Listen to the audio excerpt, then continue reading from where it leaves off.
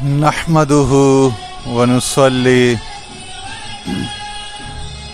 ونسلم على سيدنا ومولانا محمد رسوله النبي الكريم، أما بعد فأعوذ بالله من الشيطان الرجيم.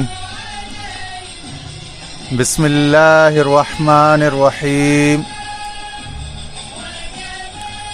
قال الله تبارك وتعالى في كلامه العظيم في سورة يونس: قل بفضل الله وبرحمته فبذلك فليفرحوا هو خير مما يجمعون. وقال تعالى أيضا في مقام آخر في سورة آل عمران: لقد من الله على المؤمنين إذ بعث فيهم رسولا من أنفسهم يتلو عليهم آياته ويزكيهم ويعلمهم الكتاب والحكمة وإن كانوا من قبل لفي ضلال مبين. صدق اللہ مولانا العظیم. اچھا جی دوستو، آج پاکستان میں جمعرات ہے، 14 اکتوبر 2021 ہے، اور ربیع الاول کا پہلا ہفتہ تقریباً مکمل ہونے کو ہے.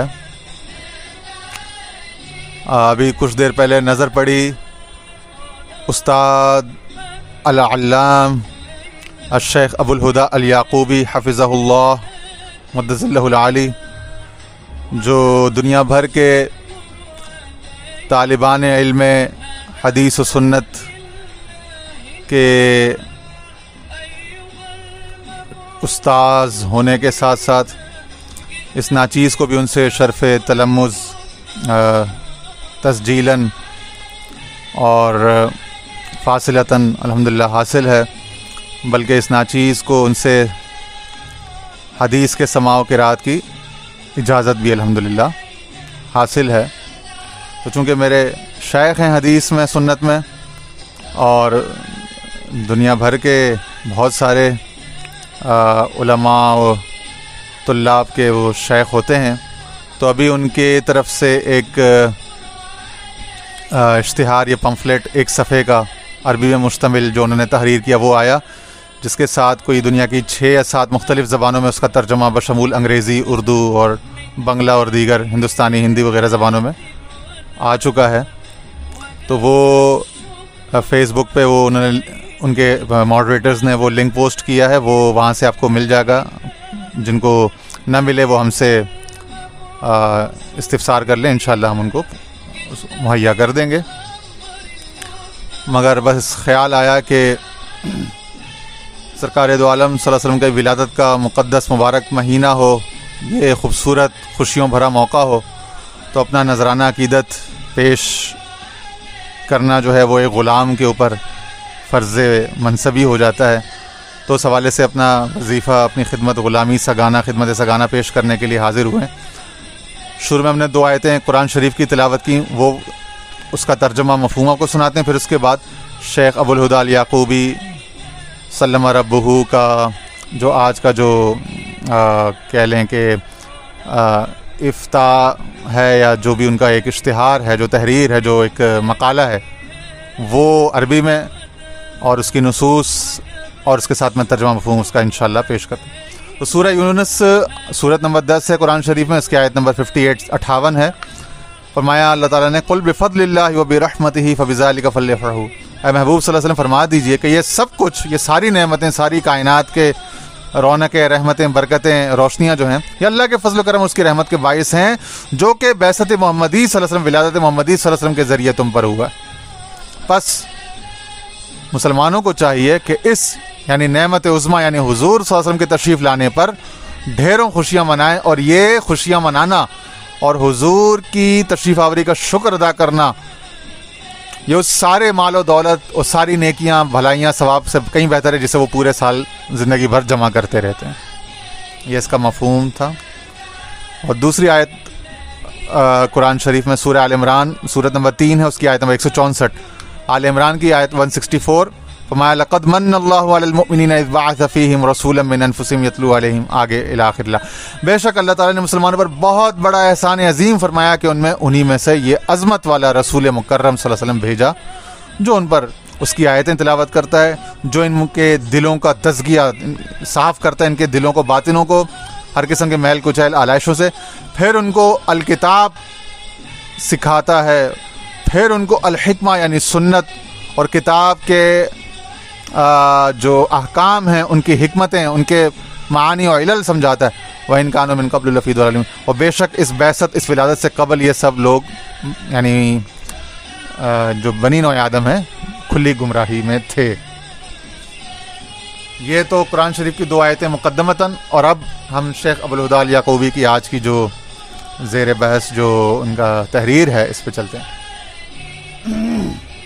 یہ ایک شرعی استفتاء جو ہوتا ہے، جو فتویٰ جو پوچھا جاتا ہے شرعی حکم، اور اس کے جواب میں جس طرح سے لکھا جاتا ہے اس طرح کا ہے یہ اس کا فارمیٹ. فرماتے ہیں اس کی ہیڈنگ یا ٹائٹل جو ہے اس کا یہ ہے کہ حکم الاحتفال بمولد النبی صلی اللہ علیہ وآلہ وسلم، یعنی کہتے ہیں حضور صلی اللہ علیہ وسلم کے ولادت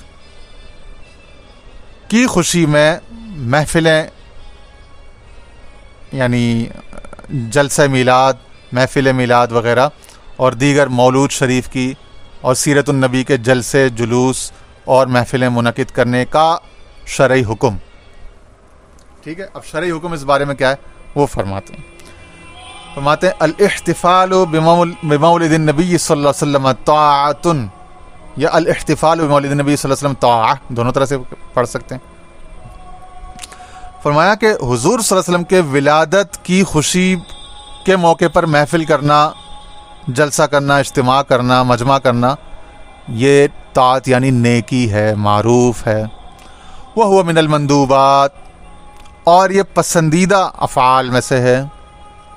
یُثَابُ فَاعِلُهُ وَلَا يُعَاقَبُ تَارِكُهُ، فرمایا ایسا کرنے والے کو یعنی حضور صلی اللہ علیہ وسلم کی محفل میلاد منعقد کرنے والے کو ثواب دیا جائے گا.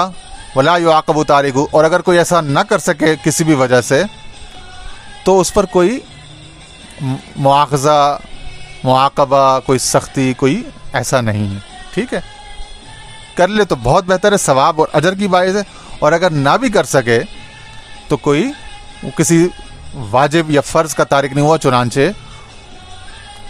کوئی سزا نہیں ہے اس پر. ٹھیک ہے نا شرعی طور پر. پھر آگے فرماتے ہیں وَيَصِيرُ وَاجِبًا إِذَا أَمَرَ بِهِ الْحَاكِمُ وَالْوَالِدَانِ، کہہ رہے ہیں لیکن بعض صورتوں میں واجب بھی ہو جاتا ہے جب حاکم وقت، حاکم سلطنت جو ہے، جو ڈی جیورے حکمران ہے، جب اس کا حکم ہو جائے، ایک ایگزیکٹو آرڈر ہو، ٹھیک ہے نا، یا پھر گھر میں ماں باپ کا حکم ہو جائے، ماں باپ چاہیں تو پھر ان کے تعمیل کرنا اور وہاں پہ اس کے لیے راہ ہموار کرنا اور اس معاملے کو ہونے دینا یہ واجب ہو جاتا ہے. ورنہ نقص امن کا اور فساد کا چونکہ اندیشہ ہے، اختلاف کا، اور وہ ناپسندیدہ ہے اور وہ فتنہ ہے، سو چنانچہ اس صورت میں یہ واجب ہو جائے گا.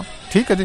اب احتاج الناس الیہ لغرض محبت النبی صلی اللہ علیہ وسلم فی قلوب الناس وخاصۃ الاطفال، اور اگر لوگوں میں کسی زمانے میں محبت نبی صلی اللہ علیہ وسلم کا جذبہ مفقود ہو جائے، کم پڑ جائے، تو پھر وہاں پہ اس ضرورت کے پیش نظر بھی یہ واجب ہو جائے گا اس طرح کے محافل، جلسہ میلاد، ذکر رسول کے، نعت رسول کے، فضیلت و شان رسول کے، عظمت و شان مصطفیٰ صلی اللہ علیہ وسلم کے، اور محبت رسول کے، عشق رسول کے، اطاعت رسول، لوگوں کے دلوں میں اس کا جذبہ گرمانے کے، اور بالخصوص بچوں کے لیے پھر وہاں پہ یہ واجب ہو جاتا ہے کہ ان کو، چونکہ حضور علیہ السلام نے فرمایا علموا اولادکم حب نبیکم، کہ اپنی اولادوں کو اپنے نبی کی محبت سکھاؤ. تو چونکہ وہاں پہ حکم ہے اور وہ ضرورت ہے نئی نسل میں منتقل کرنا، تو اس غرض سے پھر وہ واجب ہو جائے گا. تو یہ 2 صورتیں وجوب کی ہو گئی، اور دیگر صورتیں اس کے ندب کی یعنی مندوب ہونے یعنی مستحب ہونے کی.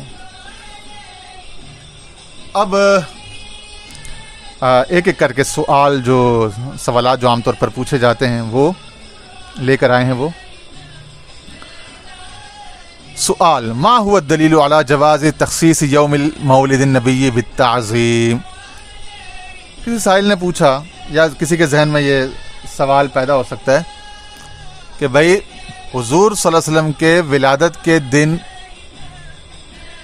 کی تعظیم کو کو خاص کیوں کیا جائے، اس کی کیا تخصیص ہے، اس کی تخصیص پہ جواز کیا ہے، دلیل شرعی دلیل یا جواز کیا ہے؟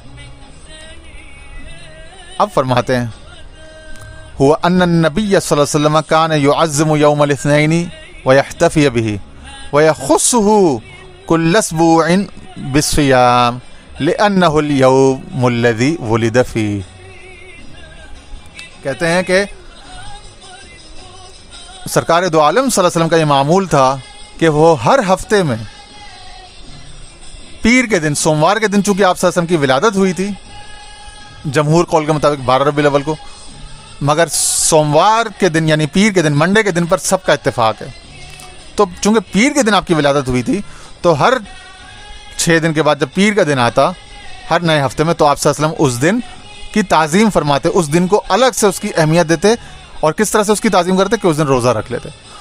تو ہر پیر کے دن حضور صلی اللہ علیہ وسلم روزہ رکھتے اور روزہ رکھ کر اس پیر کے دن کی عظمت کو 4 چاند لگا دیتے، چونکہ اس پیر کے دن میں آپ کی ولادت ہوئی تھی. چنانچہ حدیث پاک میں آتا ہے عن ابی قتادہ رضی اللہ تعالی عنہ ان النبی صلی اللہ علیہ وسلم قال لما سئل عن صوم یوم الاثنین.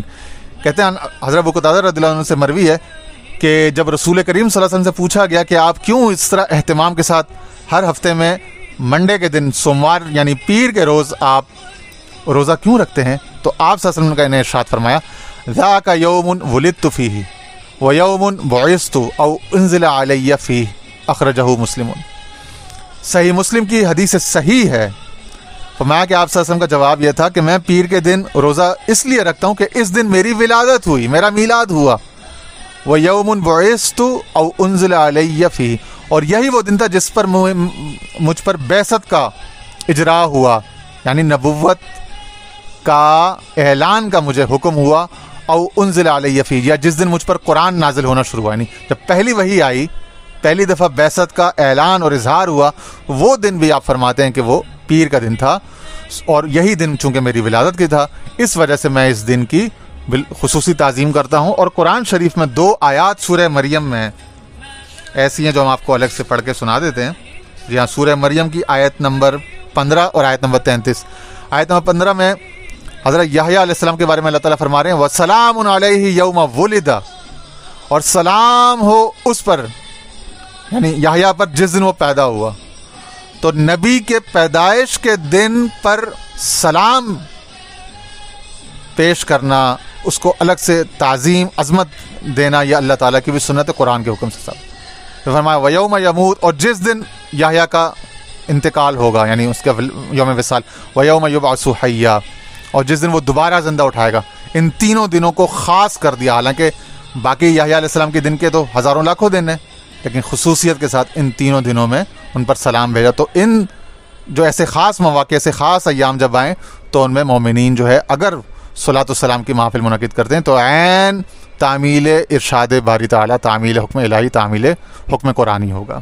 اسی طرح سورہ مریم سورت نمبر 19 سے آیت نمبر 33 فرمایا وَالسَّلَامُ عَلَيَّ يَوْمَ وُلِدتُّ وَيَوْمَ أَمُوتُ وَيَوْمَ أُبْعَثُ حَيًّا. اب یہ صیغہ متکلم ہے، غائب کے نہیں ہے. پہلے اللہ تعالیٰ کا بیان تھا، نیریٹو تھا، نیریشن تھی، اور اب خود حضرت عیسیٰ علیہ السلام فرما رہے ہیں وَالسَّلَامُ عَلَيَّ يَوْمَ وُلِدتُّ، اور سلام ہو مجھ پر، سلام ہو میرے میلاد کے دن، جس دن میری ولادت ہوئی. بی مریم کے وطن سے جس دن ولادت ہوئی، میلاد ہوا، عیسیٰ فرما رہے ہیں میرے میلاد، میری ولادت کے دن پر سلام ہو مجھ پر بطور خاص. وَيَوْمَ أَمُوتُ، اور جس دن میرا وصال ہوگا، یعنی جس دن میری رب سے واپس ملاقات ہوگی، اس دن پر بھی سلام ہو مجھ پر. وَيَوْمَ أُبْعَثُ حَيًّا، اور وہ دن جس دن میں دوبارہ ریزریکشن ہوگی، میری بعد الموت ہوگا، تو اس دن پر بھی سلام. تو پتہ چلا کہ نبی کا یہ ایام منانا نبی کی سنت، خدا کی سنت، قرآن کا حکم، اور اس طرح صحیح مسلم کی حدیث سے حضور اسلام کا اپنا عمل سے ثابت.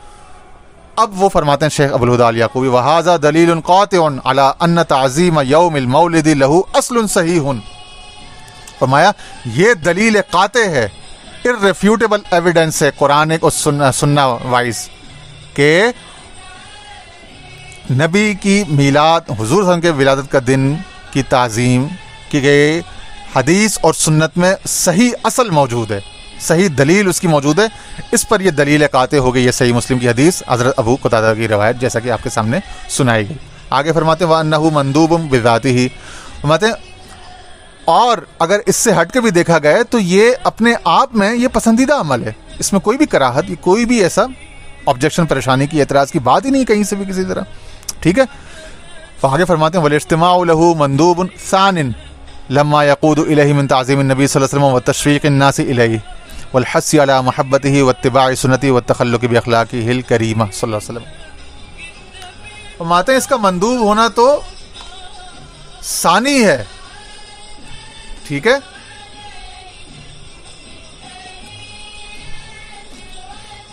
یا اس کو مزید سیکنڈ کرتا ہے، مزید اس کی تائید کرتا ہے.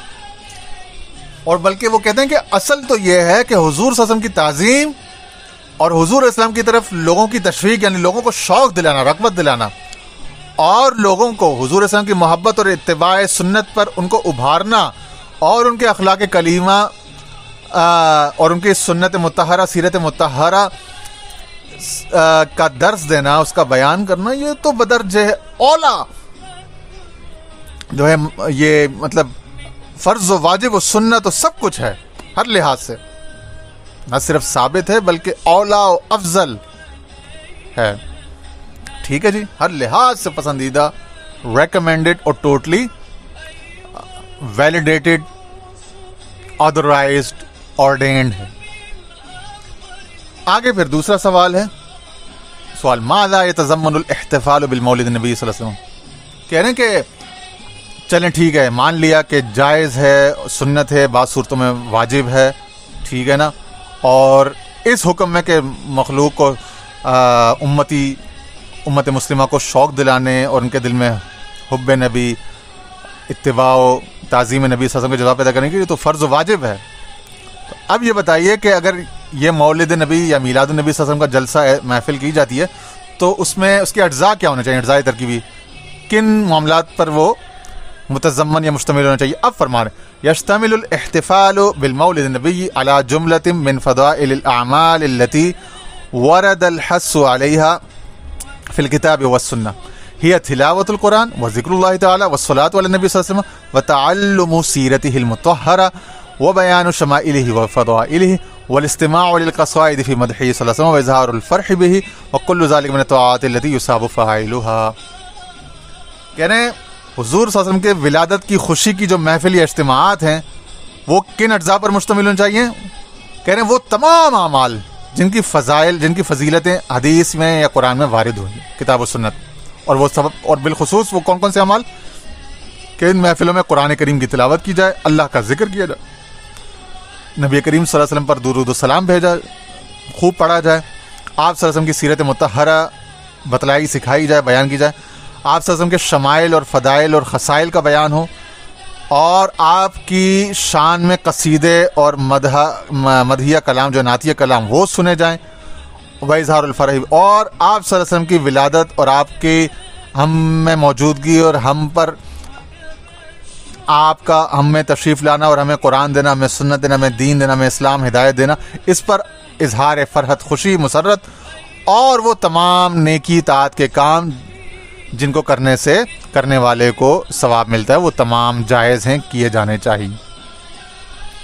سوال پھر اگلا سوال ہے، تیسرا سوال، هل نهى رسول الله صلی اللہ علیہ وسلم او احد من الصحابہ والتابعین عن الاحتفال بیوم المولد النبی.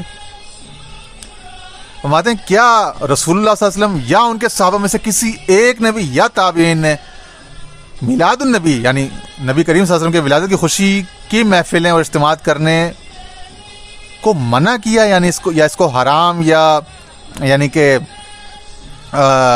منکرات میں سے ڈکلیئر کیا کسی نے؟ هل نهى رسول اللہ صلی اللہ علیہ وسلم او احد من الصحابہ والتابعین عن الاحتفال بیوم المولد النبی.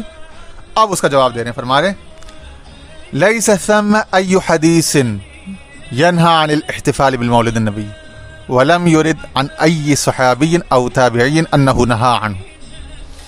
کہہ رہے ہیں پورا جہان، سارا جہان چھان مارا، سارے جگ میں ایک حدیث بھی ایسی نہیں ہے جہاں نبی کریم صلی اللہ علیہ وسلم کے ولادت کی خوشی میں محفل، جلسہ، اجتماع کرنے پر کوئی منع، کوئی نہیں وارد ہوئی ہو. کسی صحابی سے بھی نہیں ہے، کسی تابعی سے بھی نہیں. وقون الاحتفال بالمولد لم يحدث في زمانهم ليس دلیلا علی التحریم بل لا بد من نص منهم علی التحریم وهو غیر موجود.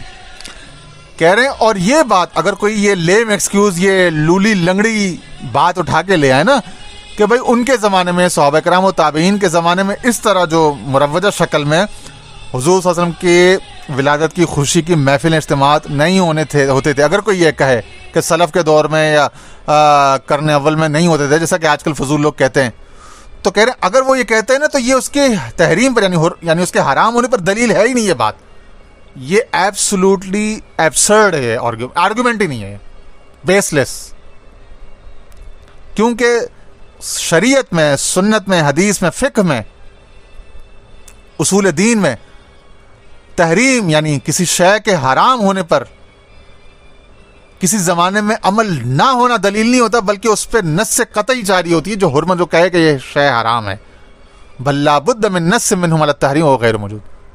کہہ رہے ہیں تحریم پر یعنی اس کے حرام ہونے پر نص چاہیے، قرآن یا سنت یا ایون کہ چلو صحابی کا ہی کوئی فعل یا عمل یا تقریر کہیں مل جائے، تو کہہ رہے ہیں اس میں سے کچھ بھی نہیں ہو غیر موجود، اور وہ لازم ہے کسی شے کو حرام ڈکلیئر کرنے کی. ٹھیک ہے نا، کیونکہ شریعت کا فقہ کا قاعدہ ہے، فقہ اسلامی کا. یہ اس سے میں جڑی ہوئی بات کہہ رہا ہوں، یہ آگے اس میں لکھا ہوا تو نہیں ہے، آپ پڑھ لیں گے اس کا ترجمہ اردو انگریزی جو بھی مل جائے گا آپ کو، لیکن تھوڑی سی اس کی شرح اور تشریح اور مفہوم آپ کی خدمت میں. کہ قاعدہ شریعت کا یہ ہے کہ وہ کہتے ہیں کہ الاصل فی الاشیاء الاباحہ یا الاصل فی الاشیاء اباحہ. کہہ رہے ہیں اشیاء میں یعنی کائنات کے ہر شے، ہر معاملے میں اصل جو ہے وہ اباحت ہے. اصل یعنی اصلی اس کی حیثیت جائز اور حلال ہونی. جب اصل اباحت ہے تو پتہ چلا ہر شے فی الاصل مباح ہے یعنی حلال ہے. اب حلال یعنی اس کسی عمل کے حلال ہونے کے لیے کوئی دلیل نہیں مانگی جائے گی، کیونکہ ہر شے اصلاً حلال ہے، فی الاصل حلال ہی ہر شے اپنی اباحت اصلیہ پر قائم ہے، انلیس ادروائز کہ اس کے حرام ہونے پر کوئی دلیل موجود ہو. تو دلیل اس کے حرام ہونے پر مانگی جائے گی اور پیش کی جائے گی، جو کہ ہے ہی نہیں. اور حلال ہونے پر چونکہ منع وارد نہیں ہے، نہیں یہ اس کا اٹ سیلف یہ بین واضح ثبوت ہے کہ وہ اپنی ماہیت میں حلال ہے، جائز ہے، مندوب ہے. بہت سی صورتوں میں تو جیسا کہ بتایا گیا کہ واجب ہے. اب آگے وہ فرماتے ہیں ایک اور سوال، چوتھا سوال الیس الاحتفال بالمولد النبی علی هذه الطریقۃ من الاناشید والخطب بدعہ. کسی نے پوچھا یا کسی کے ذہن میں سوال ابھرا، کیا یہ جو چلیں ٹھیک ہے مان لیا کہ اصولاً تو مولد النبی جائز ہو گیا، ٹھیک ہے اس میں سیرت کا شمائل کا بیان ہوگا، سنت کا، حضور کی عظمت، تعظیم، محبت کی باتیں ہوں گی، ٹھیک ہے اس سے کسی مسلمانوں کا اختلاف ہو سکتا، کلمہ پڑھنے والے کو تو ہو ہی نہیں سکتا. اچھا اب یہ بتائیں کہ یہ جو میلاد نبی صلی اللہ علیہ وسلم کی محفلیں، خطاب اپنا جو محفلیں جلسے اجتماعات ہوتے ہیں، یہ جو عام جو معروف طریقہ جو عالم مغرب میں ہے یا مشرق میں ہے، تو کہہ رہے ہیں اس میں جو جس طرح کے اناشید یعنی یہ نعتیہ کلام جو مداح وغیرہ پڑھے جاتے ہیں اور جو خطاب وغیرہ کیے جاتے ہیں، کیا یہ بدعت نہیں ہے؟ کیا یہ نیا کام نہیں ہے؟ کوئی پوچھ لے نا بدعت کا لفظ بھی بڑا عجیب، اس کا ایک بڑا ایڈیوٹک قسم کا، اسٹوپڈ قسم کا تصور، بس وہ ایک چل چلاؤ میں رائج ہو گیا اور وہ بندہ سر پکڑتا ہے کہ یار یہ کیا ہو گیا سب. بہرحال اب جب یہ سوال کوئی پوچھ ہی لے تو اس کا جواب فرماتے ہیں الاحتفال بالمولد بدعۃ حسنہ ای سنت حسنہ. کہہ رہے ہیں میلاد پاک، حضور صلی اللہ علیہ وسلم کی ولادت کی خوشی منانا اور اس موقع پر محفل، میلاد، جلسہ، اجتماع کرنا، وہ بدعت حسنہ ہے، یعنی کہ ای سنت حسنہ، یعنی کہ ایک اچھی سنت ہے. ٹھیک ہے، اب پتہ چلا کہ بدعت اور سنت ہم معنی مترادف ہو گئے اس معنی میں. ٹھیک ہے، دونوں موصوف صفت بدعت حسنہ، سنت حسنہ آ رہے ہیں، اور یہ حدیث سے ہے یہ سب. آگے وقت حسن نبی صلی اللہ علیہ وسلم علی استحداث السنن حسن، علی استحداث السنن الحسنۃ ونہى عن استحداث السنن السیئۃ فقال. کہہ رہے ہیں جیسا کہ حضور صلی اللہ علیہ وسلم نے ابھارا لوگوں کو، انکریج کیا، حسا ترغیب دلائی، رغبہ یعنی کہ حسا رغبہ النبی صلی اللہ علیہ وسلم علی استحداث السنن الحسنہ، کہ اچھے طریقے رائج کرنے اور ایجاد کرنے، ڈیوائز کرنے، ڈیولپ کرنے وقت کے ساتھ ساتھ پروگریس کرنے پر آپ نے لوگوں کو انکریج کیا، برانگیختہ کیا، ابھارا، ونہا اور منع کیا کن چیز سے؟ ان استحداث سنن سیئہ، برے طریقوں سے، بری مثالیں دینے سے، بری مثالیں بننے، برے پریسیڈنٹ سیٹ کرنے سے آپ نے منع فرمایا. فقال، چنانچہ آپ نے فرمایا. اب ایک اور حدیث، یہ بھی صحیح مسلم کی حدیث، من سن فی الاسلام سنتا حسنۃ کان لہ اجرھا واجر من عمل بها الی یوم القیامہ.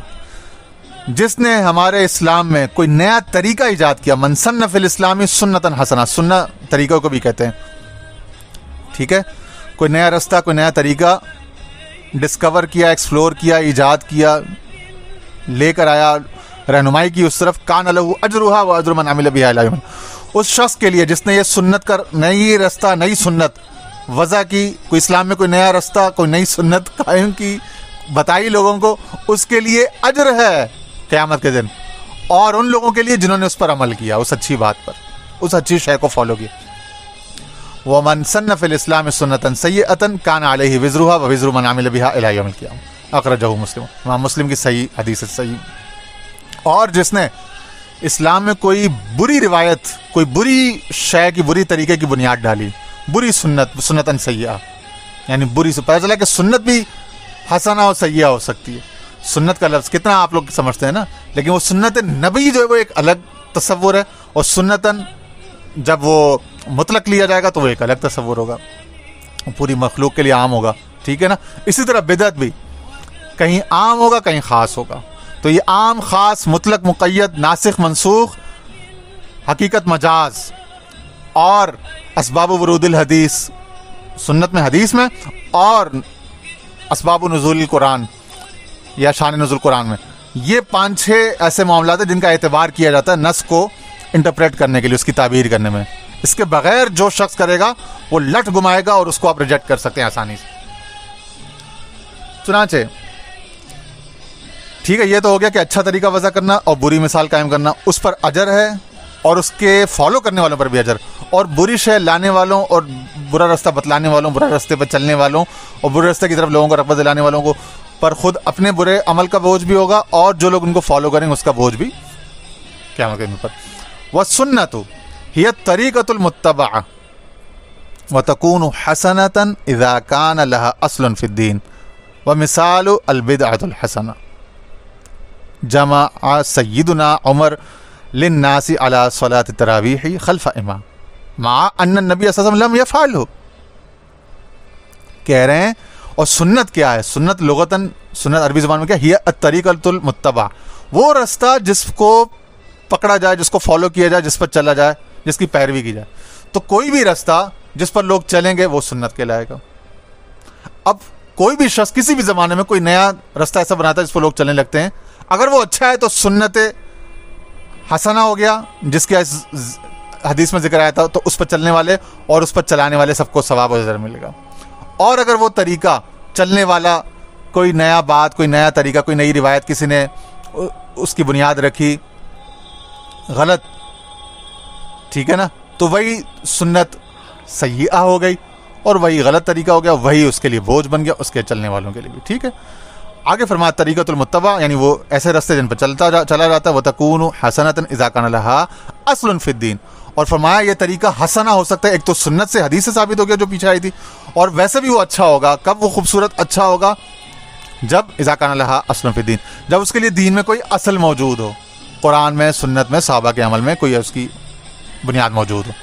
وہ مثال البدعۃ الحسنہ، اور اس کی مثال کہتے ہیں البدعۃ الحسنہ ہے، اچھی بدعت، خوبصورت بدعت، اچھا کام، اچھی سنت، اچھی بدعت.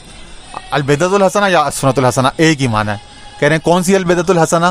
کہہ رہے ہیں بھائی جمع سیدنا عمر للناس علی صلاۃ التراویح خلف امام مع ان النبی صلی اللہ علیہ وسلم لم یفعل. کہہ رہے ہیں جیسا کہ حضرت سیدنا عمر رضی اللہ عنہ جب خلیفہ دوم تھے، عمر فاروق رضی اللہ عنہ، انہوں نے یہ بدعت حسنہ ایجاد کی. کیا کہ آپ نے لوگوں کو ایک امام کے پیچھے تراویح پڑھنے پر، یعنی رمضان میں رات کو یہ جو 20 رکعت پڑھی جاتی ہیں، اس پر لوگوں کو ابھارا اور اس کا نظام قائم کیا تراویح کا.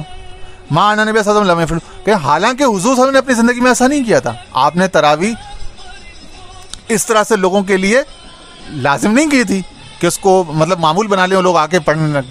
ہاں لوگوں کی اپنی مرضی تھی, عشاء کی نماز کے بعد گھر چلے گئے یا مسجد میں بیٹھ کے کچھ نفل پڑھ لیا, کچھ قرآن پڑھ لیا اپنی طرف سے رکعت. حضرت عمر نے باقاعدہ اس کو نظام تراویح, نظام صلاۃ بنا دیا. اب اس کو آپ کیا کہیں گے؟ صحابی کا عمل, خلیفہ راشد, مراد رسول, ٹھیک ہے, تو اس کو آپ کیا کہو گے, کس کھاتے میں ڈالو گے؟ تو اسی طرح جو ائمہ مجتہدین ہوتے ہیں اپنے اپنے زمانے میں جب دیکھتے ہیں کسی شے کی ضرورت, تو حسب حال حسب موقع کوئی ایسا راستہ, کوئی ایسا مل بیٹھ کے اللہ رسول کو یاد کرنے کا کی صورت تجویز کر لیتے ہیں, کوئی وہاں پہ کر لیتے ہیں جس سے یہ چراغ جلتا رہے, ہدایت نور کا, معرفت عرفان کا, ٹھیک ہے نا. ولیس حدیث کل بدعۃ ضلالہ دلیل علی ابطال السنن الحسنہ ولا يجوز الاستشهاد به وحده لانه مخصوص بالحدیث المتقدم من سن فی الاسلام سنۃ حسنہ. کہہ رہے بعض لوگ ایک حدیث کا چھوٹا سا ٹکڑا کل بدعۃ ضلالہ کہ بھائی ہر بدعت گمراہی ہے, وہ اٹھا کے لے آتے ہیں اور لٹ گماتے ہیں بغیر سیاق و سباق کے, بغیر وہ جو پیچھے اصول بتائے تھے نا آپ کو, عام خاص, مطلق مقید, ناسخ منسوخ, حقیقت مجاز, معانی علل اور اسباب ورود الحدیث, ان تمام کی جڑ کاٹ کے اٹھا کے ٹھوک دیتے ہیں فتویٰ. تو بھائی اس طرح نہیں ہوتا, اس طرح آپ کے چاہنے سے اور آپ کی خواہش نفس سے اور آپ کی ہوائے نفس سے نہیں شریعت کے معیار متعین ہوں گے اور شریعت کے دھارے بہیں گے. تو طریقہ کیا کہہ رہے ہیں؟ کل بدعۃ ضلالہ کہہ رہے ہیں یہ دلیل ہے, یہ السنن الحسنہ یعنی اچھے رستے, اچھے طریقے بنانے, ایجاد کرنے, ڈھونڈنے کو باطل کرنے پر دلیل ہے ہی نہیں. اور کہہ رہے ہیں کسی بھی صورت اس سے استشہاد جائز نہیں ہے, اس لیے کہ اس پر تو وہ حدیث, اس کی معارض اور اس کی منافی وہ حدیث پہلے پیچھے گزر چکی ہے. کون سی؟ من سن فی الاسلام سنۃ حسنہ, کہ جس نے اسلام میں سنت یعنی نیا راستہ ایجاد کیا, خوبصورت راستہ, اچھا راستہ, اچھی کوئی شے, اچھی سنت ایجاد کی. تو کہہ رہے ہیں جب یہ اتنی بڑی دلیل موجود ہے, اتنا بڑا راستہ, تو پھر کیسے آپ اٹھا کے ہر نئی شے کو گمراہ کر. ہاں کل بدعۃ ضلالہ ای کل بدعۃ سیئۃ یا کل سنت سیئۃ ضلالہ, یہ بات تو کسی حد تک درست ہو جائے گی. اس بدعت کی جب تخصیص کر لو گے نا, بدعۃ سیئۃ, بدعۃ ضلالۃ ہی ضلالہ, ہاں ٹھیک ہے, بدعت ضلالہ ہو وہ ضلالہ ہوگی.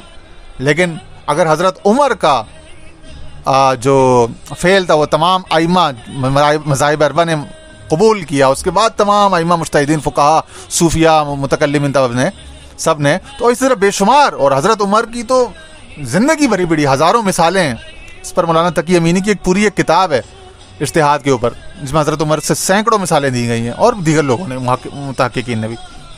خیر, اگلا 5واں سوال ہے. سوال متى حدث الاحتفال بالمولد النبی صلی اللہ علیہ وسلم؟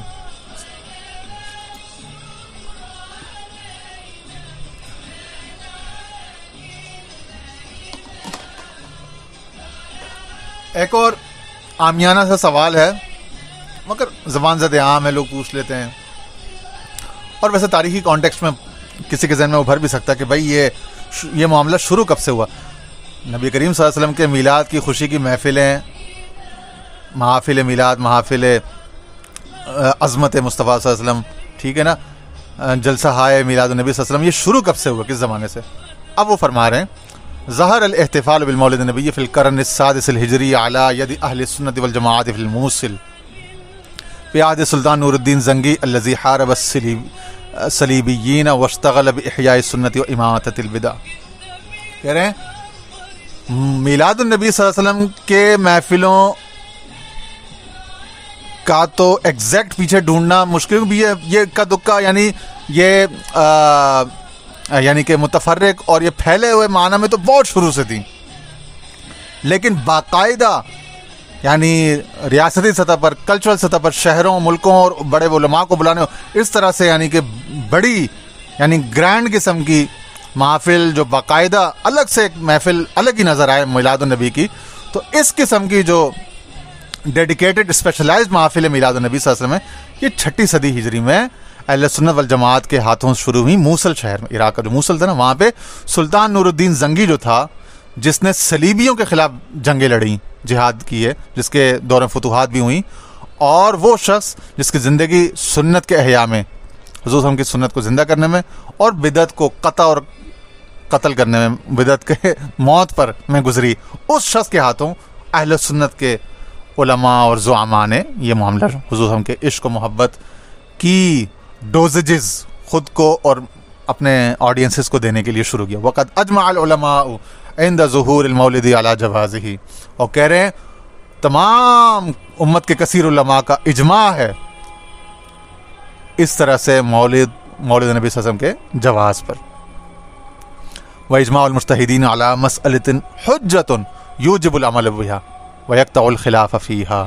کہہ رہے ہیں مجتہدین کا اجماع کسی بھی زمانے میں، وہ کسی بھی مسئلے پر وہ حجت ہے. اجماع امت یا اجتماع المجتہدین جو ہے وہ حجت ہے، اس پر عمل کرنا واجب ہے.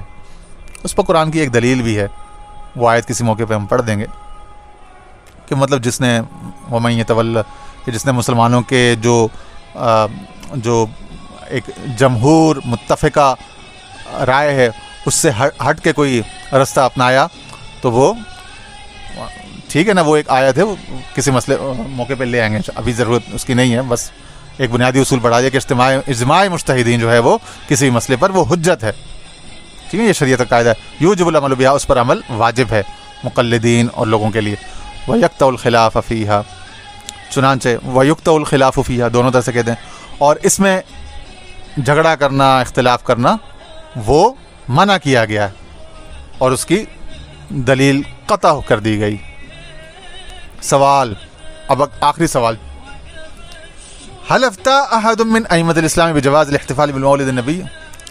کیا ائمہ اسلام میں سے، ائمہ اعلام میں سے کسی ایک نے بھی مولد النبی، میلاد النبی صلی اللہ علیہ وسلم کے جلسوں اور میلاد کی محفلوں کے جواز پر فتویٰ دیا؟ اب وہ جواب دے رہے ہیں. افتى جمہور العلماء بجواز الاحتفال بالمولد منہم، کہہ رہے ہیں جمہور علماء نے، علماء کی کثیر اکثریت نے میلاد النبی صلی اللہ علیہ وسلم کے جلسے، اجتماعات، محافل کے جواز پر، اس کے حلال، اس کے مستحب ہونے پر فتویٰ دیا ہے. اس میں سے بڑے بڑے چیزیں نام امام ابو شامہ المقدسی، حافظ ابن کثیر، امام زین الدین العراقی جو حافظ محدث ہیں، محدث ابن الجزری، محدث ابن ناصر الدین الدمشقی، امام ابن حجر الاسقلانی، امام السخاوی محدث، امام القسطلانی شارح بخاری، اور امام جلال الدین سیوطی الحاوی للفتاوی میں فرماتے هو من البدع الحسنة التي يثاب عليها صاحبها لما فيه من تعظيم قدر النبي صلى الله عليه وسلم واظهار الفرح والاستبشار بمولده الشريف علی صاحبہ الصلاۃ والسلام. ہمارے یہ بدعات حسنہ یا سنن حسنہ، جیسا کہ اوپر حدیث میں آیا کہ من سن سنتا حسنہ، تو خوبصورت سنتوں میں، خوبصورت رستوں میں، خوبصورت نئی باتوں میں سب سے اچھی بات ہے یثاب علیہا صاحبہا، اس کے کرنے والے کو ثواب دیا جائے گا بہت. لما فیہ من تعظیم قدر نبی صلی اللہ علیہ وسلم واظہار الفرح والاستبشار، کیونکہ وہ حضور صلی اللہ علیہ وسلم کے خوشی کے موقع پر خوشی کا اظہار کر رہا ہے، فرحت کا اظہار کر رہا ہے، اور حضور صلی اللہ علیہ وسلم کی تعظیم اور قدر میں یہ سارے معاملات کر رہا ہے، بجا لا رہا ہے. تو حضور صلی اللہ علیہ وسلم کی قدر و تعظیم میں یہ معاملہ دنیا کا سب سے معظم اور سب سے قابل قدر معاملہ ہو جاتا ہے. ٹھیک ہے، آخر میں لے کے اعداد الشیخ محمد ابو الہدیٰ الیعقوبی، شیخ ابو الہدیٰ الیعقوبی نے یہ جمع کیا اور یہ پیش کیا آپ کے لیے. اللہ تعالیٰ صاحب تصنیف مؤلف شیخ ابو الہدیٰ الیعقوبی پر ڈھیروں ڈھیر رحمتیں برکتیں نازل فرمائیں. ٹھیک ہے، ان کے علم و عمل عمر میں، ان کے تمام فیوزات میں برکت عطا فرمائے. اللہ تعالیٰ ہمارے شیخ طریقت حضرت خواجہ ابوالخیر پیر عبداللہ جان صاحب کے مزار پر انوار پر لاکھوں کروڑوں رحمتیں برکتیں نازل فرمائے. آپ کی اولادوں، آپ کی امتوں، آپ کے مریدوں، آپ کے متوسلین معتقدین اور نبی کریم صلی اللہ علیہ وسلم کے تمام امت پر اپنی نظر رحمت مغفرت فرمائے. آج کی رات، میلاد شریف کی رات، ہم سب پر نظر رحمت، نظر کرم فرمائے، اور ہمیں حضور نبی کریم صلی اللہ علیہ وسلم کے ولادت کی نعمت عظمیٰ پر اللہ تعالیٰ کا شکر بجا لانے کی اور اس کو سیلیبریٹ کرنے کی خوب توفیق عطا فرمائے. وآخر دعوانا ان الحمد للہ رب العالمین.